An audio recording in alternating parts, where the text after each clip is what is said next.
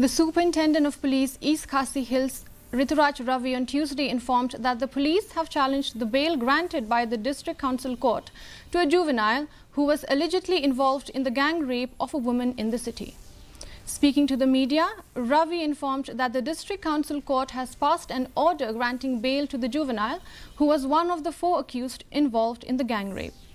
Regarding the killing of 3 individuals in Ichamati and Mauro, Ravi said that the police are making all efforts to expedite the investigation and to ensure that the charge sheet for all these 3 cases is filed within the time frame. Counter FIR that was filed by the then juvenile, we have registered that case also, and the investigation of that is also.